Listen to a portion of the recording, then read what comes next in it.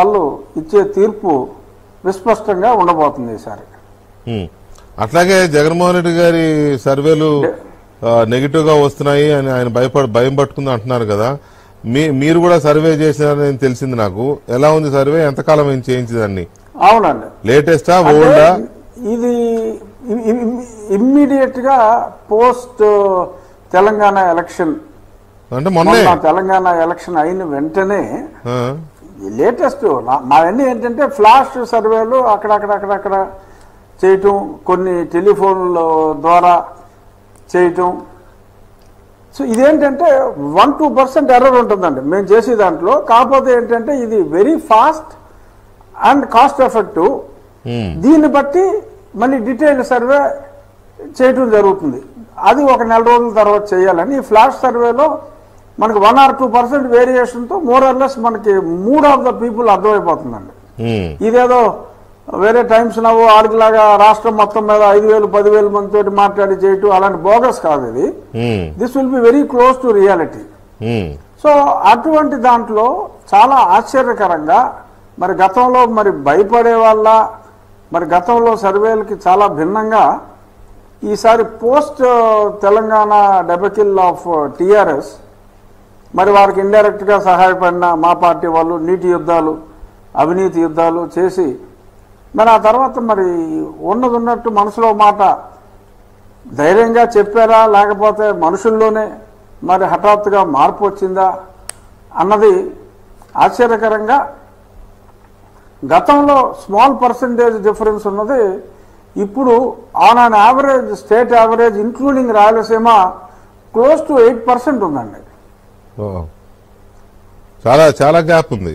అది రాయలసీమ చాలా గ్యాప్ ఉంది. రాయలసీమ వలన కొంచెం తగ్గింది, కానీ మీకు శ్రీకాకుళం నుంచి గతంలో కృష్ణా గుంటూరు కొంచెం తేడా జిల్లాలు అయ్యి, మరి ఇప్పుడు కృష్ణా గుంటూరు కూడా తెలుగుదేశం జనసేన నేను చేసింది పొత్తు ఉంటుందన్న ఉద్దేశంలోనే చేశా. Telugu Desam Janasena as a single పార్టీయే చేయటం జరిగింది.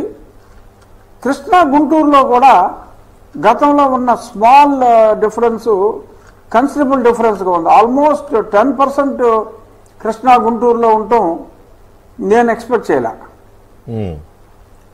కృష్ణా గుంటూరులో కూడా మరి జనాల్లో మరి పూర్తిగా ఇతను 500 కోట్లతో బిల్డింగ్ కట్టుకుని మకం ఎత్తేస్తాడని చెప్పి తెలిసిన తర్వాత మరింత కోపం వచ్చిందా? మరి ఆ వైజాగ్ వాళ్ళకి మా వాడు అక్కడికి వస్తున్నందుకు వాళ్ళకి కోపం, పోతున్నందుకు వీళ్ళకి కోపం. అసలు రాయలసీమ వాళ్ళకి కూడా ఎక్కడో 800 కిలోమీటర్ల అవతల వీళ్ళు వెళ్తే ఇంకా మనకు ఉపయోగమే ఉంటుందిరా అని మొత్తం అన్నిటికీ 2కి చెడ్డ రాబడి పాత సామెత, 3కి చెడ్డ రాబడి మరి కొత్త సామెత ఏమన్నా పుట్టుకొస్తుందేమో చూడాలి. ఈ 3 అన్న తర్వాత మొత్తానికి మునిగిపోయేలా ఉన్నాడు. రాయలసీమలో కూడా Anantapur almost one side Telugudesam పార్టీకి ఉంది. ఒక కర్నూలు, కడపల్లో కొంత నెక్ టు నెక్. కర్నూలులో కూడా ఈసారి ఈ రోజున్న పరిస్థితిలో కూడా తెలుగుదేశం 4 సీట్లు గెలుచుకోగలదు. మరి అది కాలక్రమేణా ఇంకా పెరగవచ్చు.